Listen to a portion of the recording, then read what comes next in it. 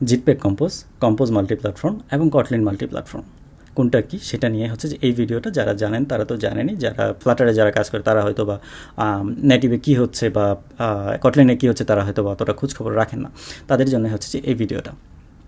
ওকে, তো প্রথমে আসি যে জিটপ্যাক কম্পোজ কী জিনিস। জিটপ্যাক কম্পোজ মূলত শুধুমাত্র অ্যান্ড্রয়েডকে ফোকাস করে ইউআইয়ের তৈরি করার একটা টুলকিট, ঠিক আছে। তো এটা কি, তাহলে তো আমরা XML দিয়ে ইউআই তৈরি করতাম, তাহলে জিটপ্যাক কম্পোজ কী হলো। তো XMLটাকে রিপ্লেসমেন্ট, এটা আপনার XML আর প্রয়োজন নাই। তো জিটপ্যাক কম্পোজ অর্থাৎ কটলিনের যে কিছু ফাংশন তৈরি করে, কিছু ফাংশনে কল করার মাধ্যমে হচ্ছে যে আপনি ইউআই তৈরি করে ফেলতে পারবেন। এই ফাংশনগুলোকে বলা হচ্ছে কম্পোনেন্ট। এই কম্পোনেন্টগুলো কল করে আপনি ভিউ তৈরি করে ফেলতে পারবেন। এই যে ডান পাশে আমরা দেখতে পাচ্ছি যে জিটপ্যাক কম্পোজ টেক্সট আসতেছে যাচ্ছে, মানে একটা অ্যানিমেশনের মাধ্যমে। এখানে দেখেন যে লেখাটা, সেই লেখাটাই ডান পাশে আসতে যাচ্ছে এবং এখানে দেখেন টেক্সট আছে। এই টেক্সটটা একটা ফাংশন। এখানে দেখেন যে কম্পোজেবল ফাংশনের নাম শুরু হয় ক্যাপিটাল লেটার দিয়ে, ঠিক আছে। যদি কোনো কিছু রিটার্ন না করে, যদি রিটার্ন করে তাহলে কিন্তু আবার স্মল লেটার দিয়ে শুরু হবে।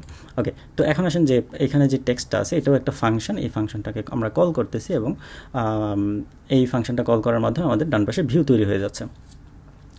তো আমাদের এটার সাথে তুলনা করলে, আপনি যদি XML-এর সাথে তুলনা করেন তাহলে XML হচ্ছে টেক্সট ভিউ আর এখানে হচ্ছে শুধু টেক্সট।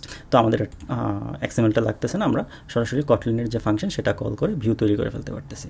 এটা শুধু জিটপ্যাক কম্পোজ শুধুমাত্র অ্যান্ড্রয়েড ফোকাস, অর্থাৎ অ্যান্ড্রয়েডের নেটিভ হচ্ছে জিটপ্যাক কম্পোজ ইউআই-এর ক্ষেত্রে। এখন আসেন Kotlin multi platform, compose multi platform. Compose multi প্ল্যাটফর্মটা হচ্ছে অ্যান্ড্রয়েড, iOS, ডেস্কটপ এবং ওয়েব সবগুলোর জন্য ইউআই তৈরি করার জন্য একটা লাইব্রেরি বা টুল কিট বলতে পারেন। অর্থাৎ আমরা কম্পোজ মাল্টি প্ল্যাটফর্ম দিয়ে সবগুলো প্ল্যাটফর্মের জন্য ইউআই তৈরি করতে পারি। তাহলে কটলিন মাল্টি প্ল্যাটফর্ম কোনটা? Kotlin multi platform definitely multi platform সবগুলো প্ল্যাটফর্মের জন্য, কিন্তু সেই ক্ষেত্রে ইউআইটাকে আলাদা করে ফেলে।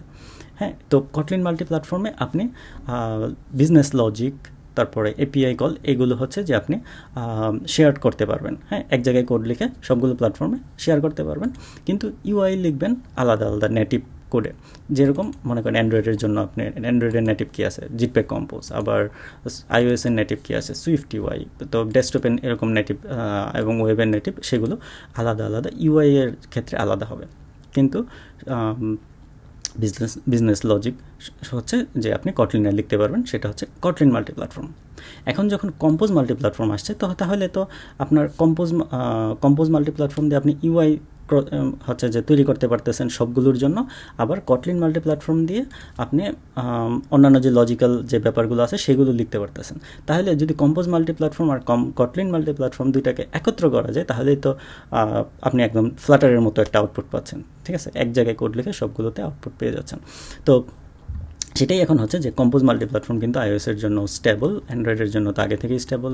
অর্থাৎ কম্পোজ মাল্টি প্ল্যাটফর্মে কিন্তু যদি আপনি কোড লেখেন সেটা কিন্তু অ্যান্ড্রয়েডের নেটিভ যে জিটপ্যাক কম্পোজ সেটা হয়ে যায়। হ্যাঁ, আপনি সেম কোড, যেমন মনে করেন এখানে যে কোডটুকু আছে সেটা তো জিটপ্যাক কম্পোজের, সেম কোডটাই যদি আপনি এই কটলিন মাল্টি প্ল্যাটফর্মের যে প্রজেক্ট আছে সেখানে নিয়ে ছেড়ে দেন, তাহলে কিন্তু সবগুলো প্ল্যাটফর্মে রান করবে। তো এই হচ্ছে ব্যাপার। তো আশা করি এটা নিয়ে কোনো কনফিউশন নাই। তো আপনারা যদি বাংলাতে কম্পোজ মাল্টি প্ল্যাটফর্ম এবং জিটপ্যাক কম্পোজ শিখতে চান, সেক্ষেত্রে হচ্ছে যে আপনার ইউডেমিতে এইটা বাংলাতে কোর্সটা আছে। তো mastering Kotlin Compose multi platform and Jetpack Compose, যেহেতু দুইটা একই জিনিস, একই রকম, মানে কোডগুলো একই রকম, সো আমি দুইটাই টাইটেলে দিয়েছি। এবং আমি কিন্তু একটা জায়গায় কোড লিখে, মনে করেন কম্পোজ মাল্টি প্ল্যাটফর্ম প্রজেক্টে কোড লিখে সেটা জিটপ্যাক কম্পোজ অর্থাৎ শুধুমাত্র অ্যান্ড্রয়েডের প্রজেক্টে কপি করে নিয়ে এসে দেখেছি যে কোডগুলো রান করতেছে কিনা, এভাবেই আমি দেখিয়েছি। তো আশা করি যদি আপনারা শিখতে চান সেক্ষেত্রে এই কোর্সটা কাজে লাগবে।